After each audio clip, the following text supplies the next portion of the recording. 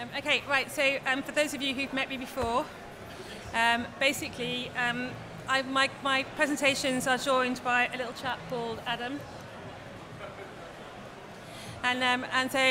Which is loosely based on Adam Parry, because I look after the data protection for this particular event. I'm going to just talk about tech and how exciting it can be and how you can avoid those little data protection pitfalls, hopefully. And I'm going to attempt to make it not too boring, because it isn't really boring, but I really, really, truly want to stop you from doing this. And I really don't want you to feel like this by the time I finish. So hopefully you can all hear me, because I can't hear myself, but that's all right. So when I was preparing this, I had a quick look around at the world of event tech, because it's all very exciting and it's all moved along quite a bit since I was marketing director on an event. And there's lots to choose from. It doesn't matter whether you're an event organizer who really wants to enhance your event and your audience engagement, or whether you're a commercial partner who really wants to prove your ROI. So before we get into the particular specifics of those technologies though, I just want to go over a few of the basics. So everybody's still really, really hung up on the GDPR, mainly because lots of people still haven't started. Strange as it might be, we're 18 months on from the implementation period, and some people are still struggling. And obviously there's a whole Brexit shenanigans that are going on, but we're going to be in this whole landscape for at least 10 years, and it's only going to get more complicated because technology develops, it converges and it mutates, and the GDPR really casts its net right across the EU and the EEA, and for the absence of doubt, it covers data processing, so the collection of usage of personal data. But alongside the GDPR, we've got lots of other little directives that come from our friends in Brussels, particularly the electronic communications regulations, and which you should be very aware of, because each national government chooses to implement those in their own way. So in the UK we use PECA, but there are 27 other variations within the EU. And for anybody who has sales teams working in their organisation, then you need to be aware of the Misuse of Computers Act, which is a criminal offence to steal data from your employer, they should know. So just a little map. So there's lots of places around the world that have data protection legislation. So if you're a multinational organisation, you are expected to know what goes on in every single country that you deal with. So for instance, did you know it's illegal to export Russian data from Russia? Who knew? And a data infringement in certain parts of the world, it means a mandatory custodial sentence for the data protection officer. There are some jails in the Philippines that I really don't want to spend any time with. And you should really be aware that the debate about introducing penalties in the UK has been going on for the last 6 years. The only difference is in the UK, it's the company director that will be going to prison and not me. So you might want to bring that. So if we bring Brexit back into this discussion, so if you're a company doing business in Europe or appearing to do business in Europe, you will really need to start becoming au fait with the 27 different sets of rules.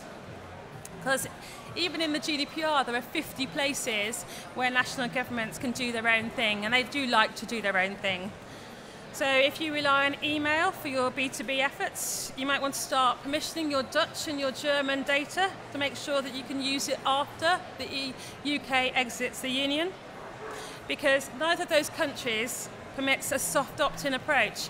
And if you look at this, like on the first-party marketing, it says B2C, opt-in, opt-out, permitted where opt-out rules applies, which means you have to go and find out what the opt-out rule is, and you have to do that 27 times. At the moment, we don't have to do that because we're part of the EU, but the minute we leave, you are expected to apply each individual national rule. Good luck with that. So, how are you going to keep track of it? Well, if you are GDPR compliant, you will have done your homework. You'll have done your Article 30 compliance. If you haven't, you're not remotely compliant, because that's your records of processing, and if you haven't got them, which is you really need to know where every little teeny weeny bit of data you have is, who's got hold of it, who uses it, and you have to have the paperwork to prove it, and if you haven't got that.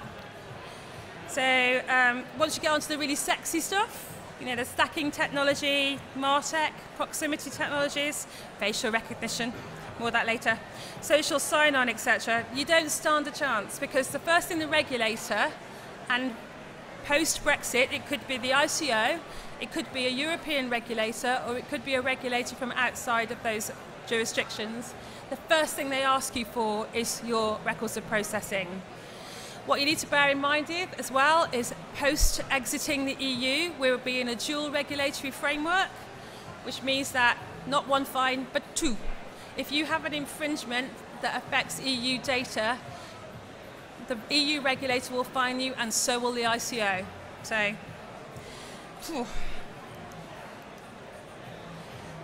we need to look at having really high quality relationships with anybody who accesses your data. So that's whether it's your website developer or your outsourced operations manager. And you often, when you get a technical solution, they give you a lovely set of terms and conditions, and there'll be one line in there about data protection. But what you need to remember is that the standard contract that your IP or your technology solution provider gives you is really good at protecting their IP. It's not very good when it comes to taking on liability for their lapses in data protection. So you really need to go back to vendors and ask for a contract to be amended, because a contract is an agreement between you and them, and if you don't like what's in their contract, then it's not a fair contract. If they won't agree to changes and you really don't have anywhere else to go, are you sure? I've just recently dealt with an organisation, we've been looking for ticketing solutions, and we couldn't use one particular ticketing solution because they were taking all of the IP of the event. And the marketing team who had chosen to use that ticketing solution hadn't read the terms and conditions, so they hadn't spotted that they no longer owned the IP to the event that they were putting on, including their logo, the event logo, and all of the content and the photographs that belong to that event. So if you feel that the contract is unfair, then you need to tell them in writing in advance and store the fact that you've told them. And don't let a supplier cap a liability at the cost of a contract, particularly if that supplier is providing financial transaction or sensitive categories of data. So for instance, if you contract a technology supplier and the value of your contract is £12,000 a year, but you're a £40 million turnover business, your fine, if they breach your data, is not going to be £12,000, it's going to be considerably more. So lots of contracts you can put in a normal cap and then a super cap for data protection issues, but you really, really need to check the liability in contracts that you have. So you really and truly should never ever share data without setting the terms before you start. So for instance, if you are sharing rooming lists with a hotel, you tell them what they can use it for, how long they can keep it, and when they need to get rid of it. So it's okay to share, it's absolutely fine, but make sure they understand the parameters of what you want to do. Oops, sorry. Cookies. I spend more of my life talking to my clients about cookies than anything else, and they say, do we really have to have one of those cookie banners? And the answer is yes, because what a cookie is, it's a little packet of data that's dropped onto a phone, a mobile phone, your tablet, your computer, and it's used to spy on you. And there's no other way of putting it. Cookies are a mechanism for spying. So if you've got cookies on your website, that's what you're doing to your visitors. You're spying on them. So the rules, they were very muddy before, because data protection narrative wasn't that strong. But it's now very, very clear. You have to have a cookie banner on your website, and you have to give somebody the opportunity to say yes or no before you drop the cookies. But you also have a responsibility to go back and look at the cookies that you have on your website. So, for instance, you may have had somebody, particularly in the event sphere, where you've got sponsors and exhibitors who've dropped cookies onto your website before. If you don't go back and clear them off, that means somebody who no longer has a commercial relationship with you is still scraping data about all of your visitors off your website. So you need to make sure that if you allow third parties to put cookies onto your website, that they have quite a short retention date, and that so they disappear automatically.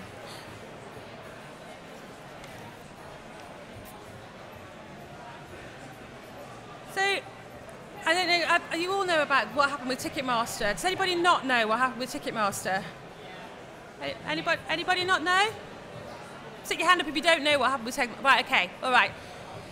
Last year, just before GDPR, Ticketmaster put a chatbot onto their web page because, in their words, answering the same question over and over again is boring.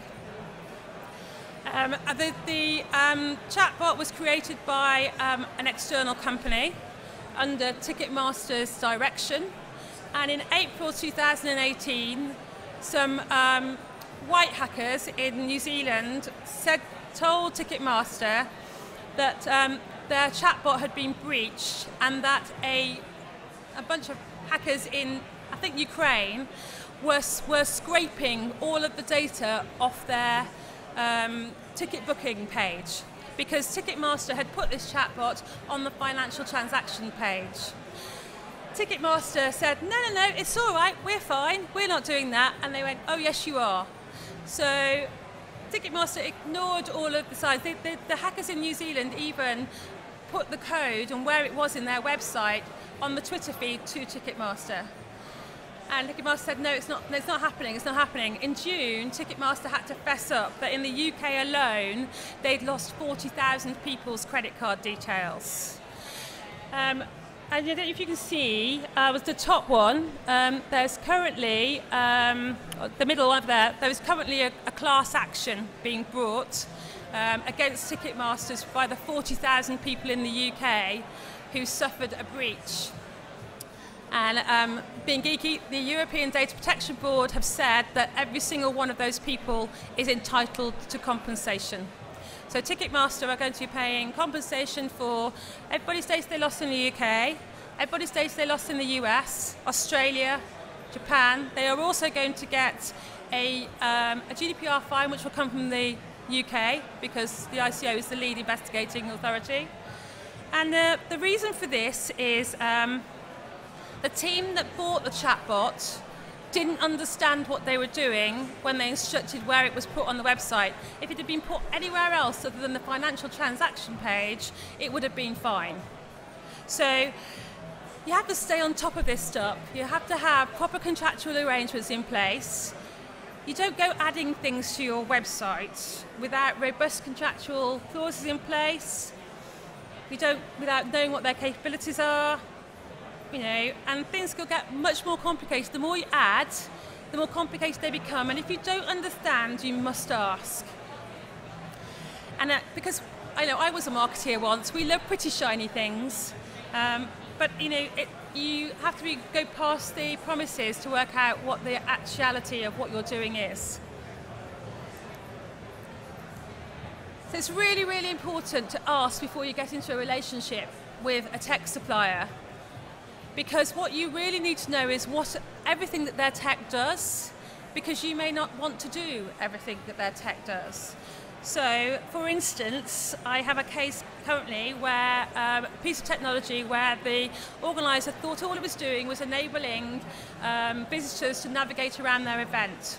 The app was storing the biometric data, the thumbprint, of every visitor of the show. The organizer didn't want it, but it was being stored. The organizer hadn't asked for it to be turned off, and therefore if that data is breached, then they've lost biometric data, so the fine is automatically bigger.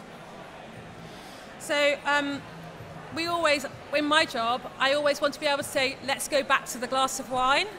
I never want to say, let's cancel Christmas, because I really and truly just want you to collect the little bit of data that you need.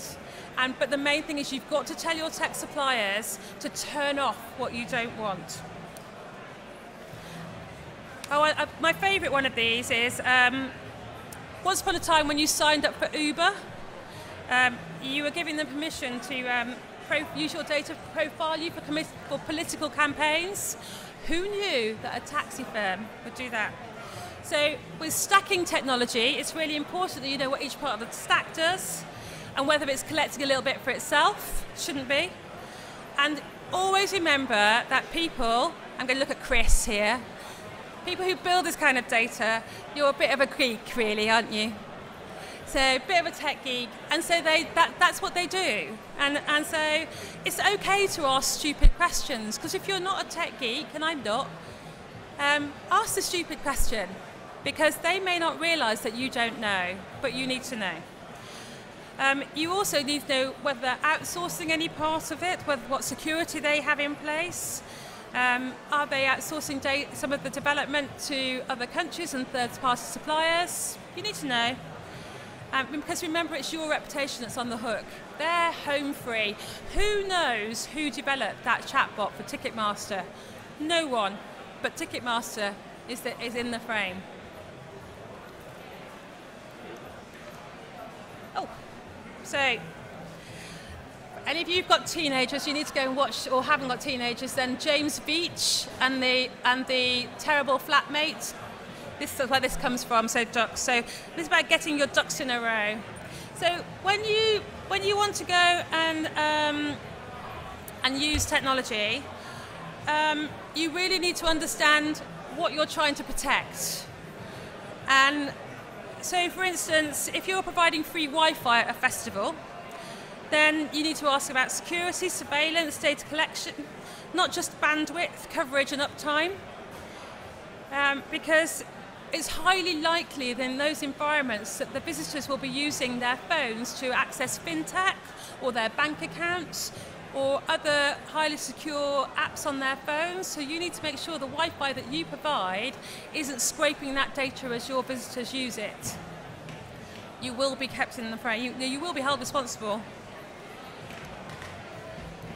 So I know that one of the other speakers has been talking about why in the event industry, why do we get hacked? I can tell you why.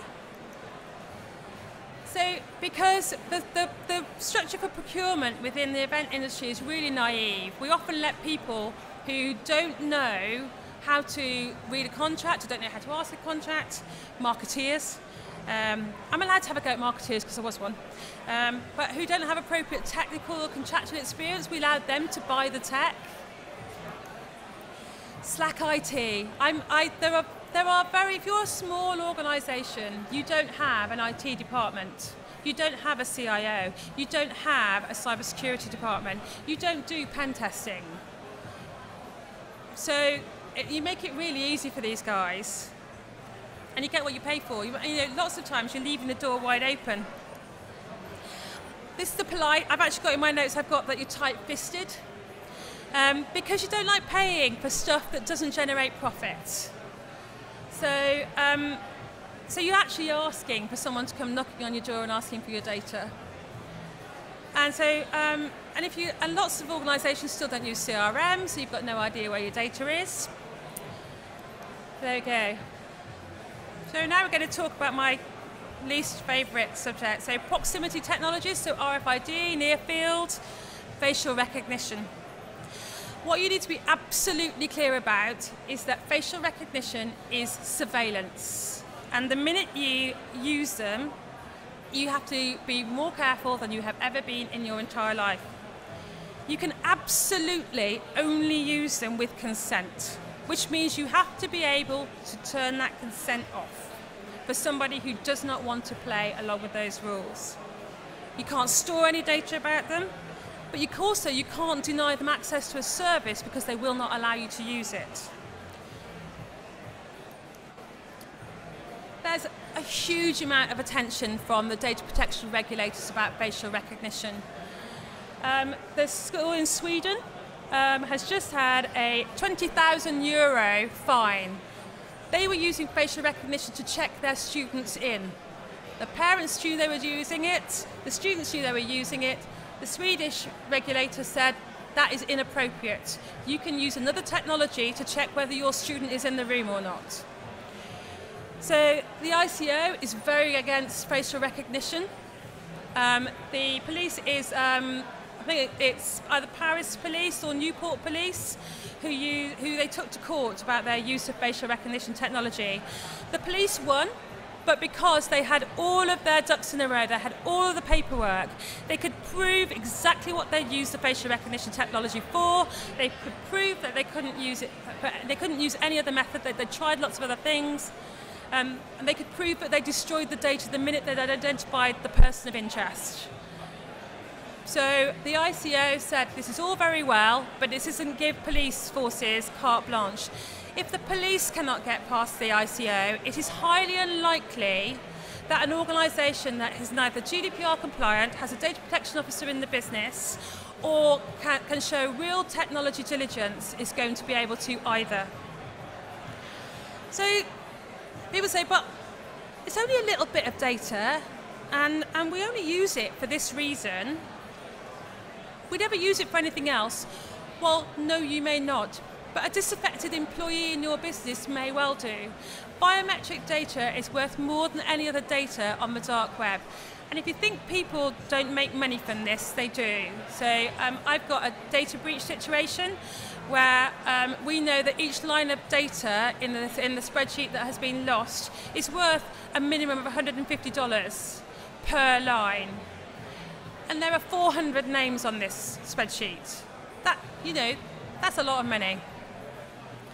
So it's really valuable data, and if we revert to the why are we being hacked, if you fall into the why are we being hacked box, you absolutely categorically cannot use facial recognition technology. So I've seen quite a few justifications for the use of facial recognition, particularly at festivals, you know, finding a lost child. Just to be really clear, you can't collect facial recognition data of a huge number of people on the off chance that a child might get lost. You can't. There is no legal basis for doing that. Even police force would have difficulty justifying that data collection.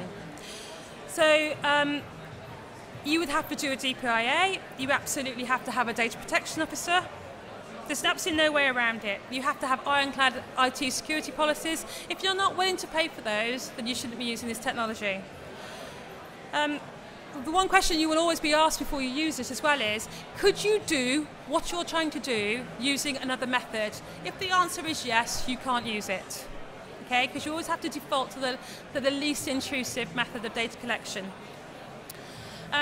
There's one very large event registration company that's blogging about the use of facial recognition technology as a way of delivering seamless badge printing, because apparently CEOs forget to bring their barcodes to events. Because obviously they leave their phones at home as well. So, and this particular company uses Amazon Rekognition, and it's deep learning. And MIT did some research earlier this year and found that Amazon Rekognition has an inherent bias in it, particularly if you're female or dark-skinned. So the system was tested and it mistook women for men 19 times, or 19% of the time, and dark-skinned women for men 31% of the time. So this particular event registration company says it increases customer satisfaction if you use facial recognition, but patently not if you're a woman or you're a dark-skinned woman, because do you want to be the, you know, can you imagine it? The image you have at the entrance to your event. All of the white men go through seamlessly, and all of women and people of colour have to go through a different methodology. Is that a really good look for an event company? So you really need to think about that if you want to use facial recognition, because it's not good. I finished.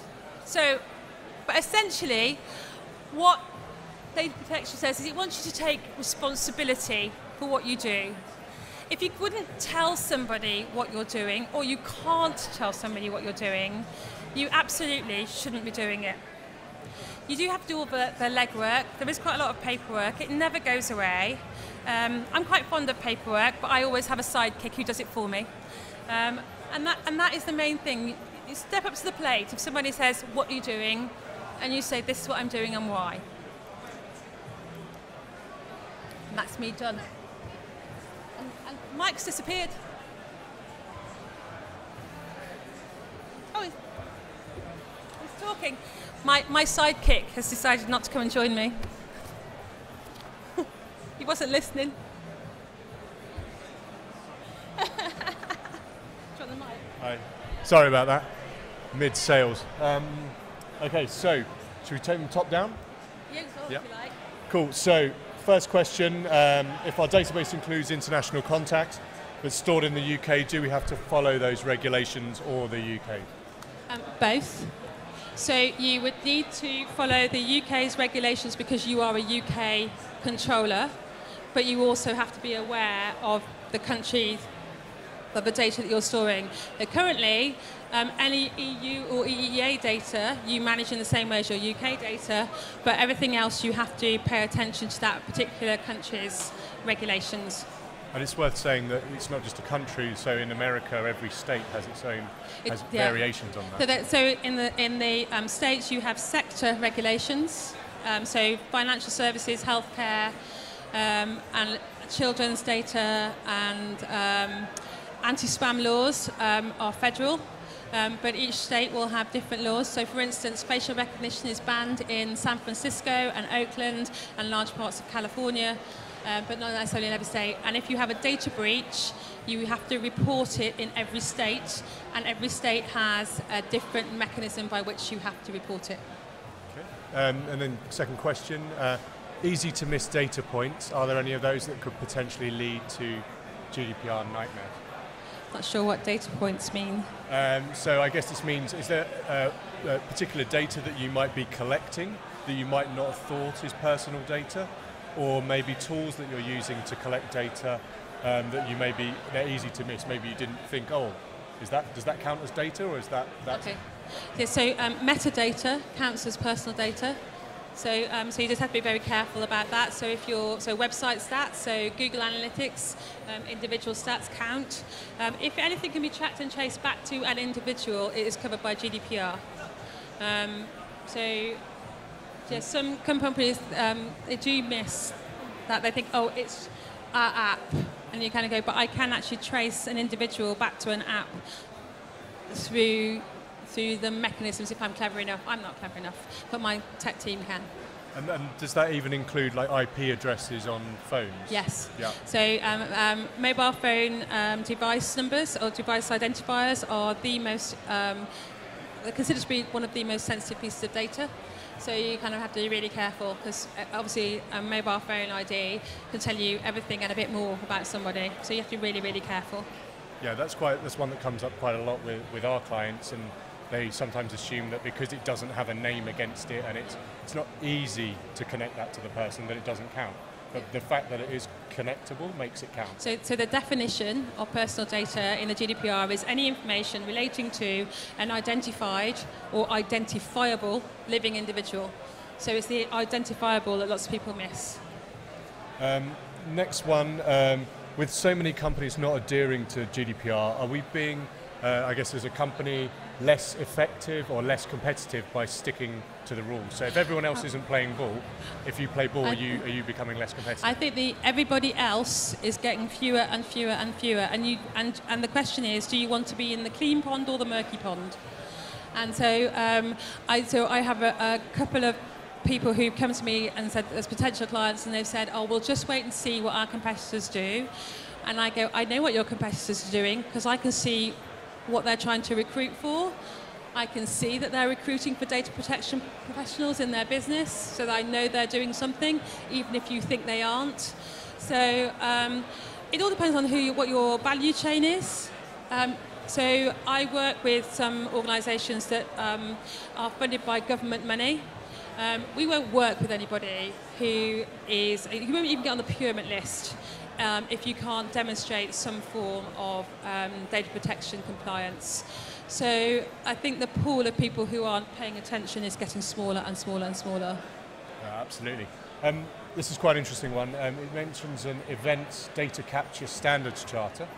Do you think that would be a good thing? So do you think as an industry we should be coming up with our own charter, our own set of standards that we as a group should sign up to? Do you think that's a good thing or not? I think it's really tricky. I think standards are really hard because what is the minimum standard what that everybody would be willing to sign up to? So, and it isn't the data collection that's the big issue. It's the what you do with the data when you've got it. Also, we have companies that like light touch registration. They take very little data. How does that map with a B2C event industry? I think that the only charter you need to sign up to is good data protection, and that will be better. So when planners are talking to their suppliers, what are the sort of questions that they should be asking us? So I'm an event tech supplier. We get all sorts of questions, but what are your recommendations about the sort of things that they should be questioning us on? So my first question is always, where are you storing the data? So I want to know. So at the moment, we're hedging against Brexit, so I'm pulling all of my clients' data into the UK. So even where we've had agreements to store data in the EU, then we're pulling it all in-house because we just don't need the risk. So that's one question. Other question is, can you provide me with your data security policy? Are you registered with the ICO? Can I see your terms and conditions? And if your terms and conditions haven't got any reference to data protection at all, then I'm going to come back to you and ask you. There are standard contractual clauses, so really event tech suppliers have no excuse because the ICO and actually have got a set of clauses that you should put in your contracts. Yeah. So if there's no reference to data protection at all in the contract, then you need to go back or find someone else. Okay. A couple more. So kind of related to one previously, but where you have stringent data security measures, does that create additional costs to organisations, and does that mean that those organisations are passing the costs on to event planners? Okay, so I can only give you an anecdote. It's really quite a nice anecdote because I spend most of my time saying no, or are you sure you want to do that, or could you stop doing that? I've got a CEO who a couple of weeks ago, he's just sitting down having our sort of quarterly review about what we're doing, and he said thank you. I was like, oh, thank goodness you're not saying so. And he said what happened is it was quite a big lift to begin with to sort everything out, but what the data protection exercise has done is it's removed all of the noise from the business. So instead of constantly fighting against large volumes of data and trying to work out what's going on, it's taken all that away. And the team is actually now working twice as fast, and they can get things to market quicker. And also, it's taken the marketing team, it's enabled them to create long-term marketing plans. So rather than constantly being reactive, they now have to establish what they're going to do before they collect the data, and it's given them more time to think, and their marketing campaigns are behaving better. So overall, it's working really well. If you've got no systems, it is going to cost you money, because if you don't have a CRM system, you're going to have to invest in one. If you aren't using a high-quality email broadcast system, you're going to have to invest in one. If you aren't keeping any data records, you're going to have to invest in a system to do that. So, but I can't see anybody passing the cost on. They're from an accounting perspective, they're putting it in as extraordinary annual costs and being able to claim the tax back off it. Yeah, I think that's definitely our experience. We went through ISO 27001 around our data security, and there's a lot of time and effort up front, a lot of some costs involved in achieving that accreditation, and similarly around GDPR. But once in place, it's enabled our business to move far faster. Our conversations with suppliers with our customers is much easier. So as a result, it's just an investment in the business rather than a cost. So it puts process in where probably process didn't exist before, and procedures and policies, and it creates corporate memory. So lots of event companies, I don't everybody here, but you have a member of staff leave, and then you have to reinvent the wheel again when the new person comes in. But if you've got process, procedure, and corporate memory, then that person just slots in and keeps on driving forwards. Yeah. That makes an enormous difference. Awesome. Okay, and final question. As a UK-based agency organising events across Europe, what do we need to keep in our business, I guess, post-Brexit from the GDPR perspective? So let's assume Brexit happens here. Please no. On B-Day, is it B-Day? That's quite an apt term. On B-Day, what should we keep on day one? And then do you expect us to need to keep it 12 months after that, 36 months after that? So the regulatory load post-Brexit, just says crossing her fingers, hoping it doesn't happen. The first thing you need to do is that you need to, sorry, I've shown my political views there. First thing you need to do is you need to work out which part of the EU you do most business with. So if it's the Netherlands, or the Ireland, or France, or whatever, whichever country you do the most business with, you have to appoint an EU representative in that country. So you have to go and find somebody who is willing to take on the liability of your business in that country. You can't all go flocking to Ireland because they speak English.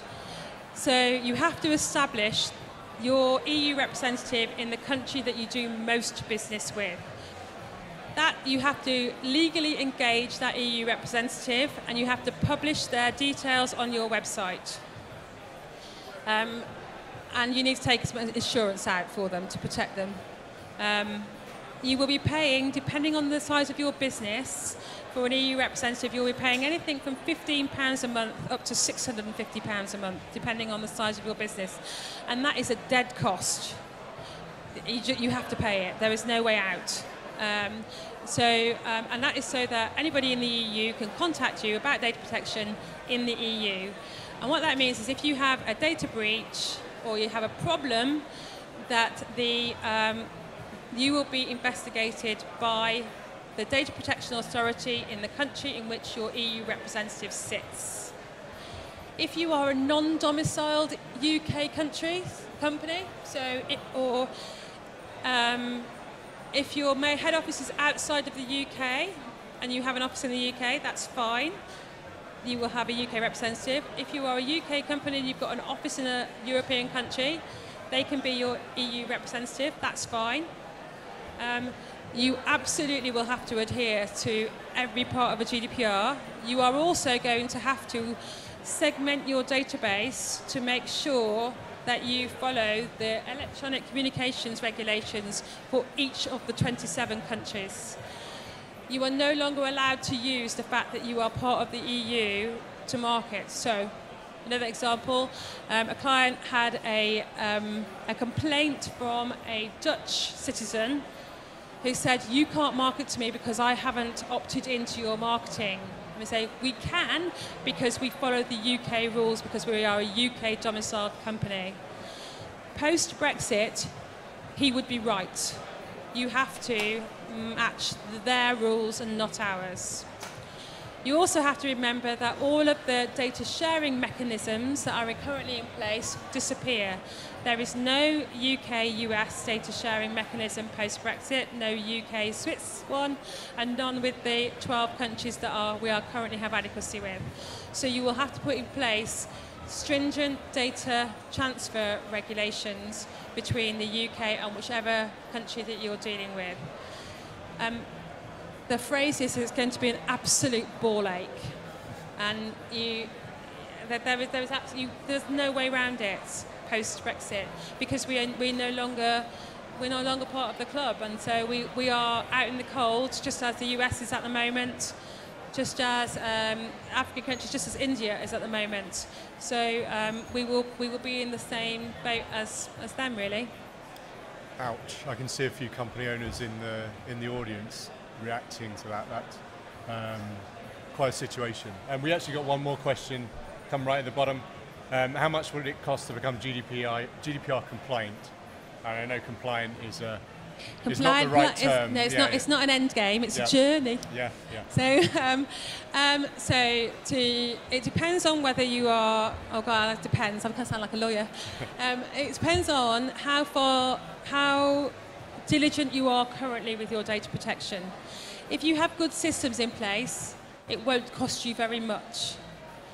In fact, it might not cost you anything at all, because you might have somebody in the business who's a little bit geeky, who wants to play, and is willing to do the training, etc. If you are statutorily obliged to have a data protection officer, you are probably going to have to employ someone. And most people employ a data protection officer as a service. which because a data protection officer is a protected class of employee, which means you can't get rid of them once you've got them. So that's why most people outsource it. To give you some idea, average salary for a data protection officer, or one that you'd want to employ, is about £60,000 a year. So if you think about a career move, well, hey, and they are very hard to come by. So I say this quite happily. I've had a company that's been trying to persuade me to go in-house with them now for 12 weeks. They've been advertising for a data protection officer for 27 weeks, and they still haven't found somebody that they're willing to employ. They're not employing me either yet. So if you've done nothing, it's going to cost you in systems. I've got clients who've spent £6,000, and I've got clients that have spent £150,000. So it just depends on what you're doing. But you have to remember, you were supposed to be compliant with data protection legislation before GDPR came in. So this isn't a new thing. But it's just a lot more process. Cool. So yeah, if anyone's looking for a career move, that seems to be the way to go. Well, I did it. Cool. So I think that's the end of the questions. I think it's the end of the session. Thank you for coming. Thanks, Helen, for taking part. And enjoy the remainder of the show. Not much left. Enjoy the awards tonight, and we'll see you all tomorrow. Thank you very much.